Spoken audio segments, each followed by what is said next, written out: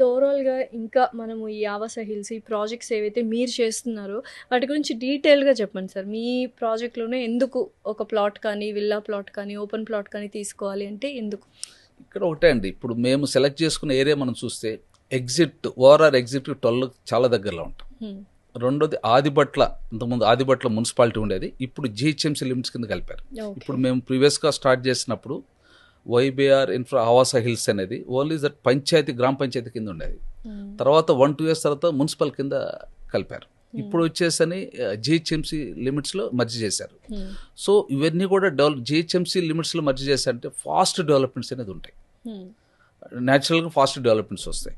రెండోది ఏంటంటే ఆ సరౌండింగ్స్లో ఎంతో ఎంప్లాయ్మెంట్ వస్తున్నది. ఇప్పుడు ఐటీ సెక్టార్ కానీ, ఏరోస్పేస్ సెక్టార్ కానీ, తర్వాత అదేవిధంగా మనకు వచ్చిన రంగారెడ్డి డిస్టిక్ మొత్తం టోటల్ అడ్మినిస్ట్రేటివ్ బిల్డింగ్ కానీ, ఫాక్స్కాన్ కానివ్వండి, లాజిస్టిక్ హబ్ కానీ, తర్వాత అదేవిధంగా మనకు వచ్చి డిఫెన్స్ సెక్టార్ కానీ, BDL, BEL, octopus, CRPF.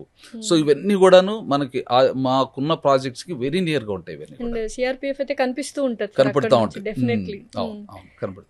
So ఇవన్నీ కానీ డెవలప్ ఒక నెక్స్ట్ కమింగ్ 2 yearsలో సో నియర్లీ 1,65,000 ఎంప్లాయ్మెంట్ వచ్చే సోర్స్ ఉన్నది ఈరోజు అక్కడ వచ్చి. ఎంప్లాయ్మెంట్ 3 వేసుకుంటే ఫ్యామిలీస్ 3 or 4 వేసుకుంటే బ్యూటిఫుల్ గా ఉంటది. అక్కడ ఒక విల్లా ప్లాట్ తీసుకొని విల్లా కూడా తీసుకోవచ్చు at very reasonable price. So but this is the right time to invest in Awas hills అన్నమాట.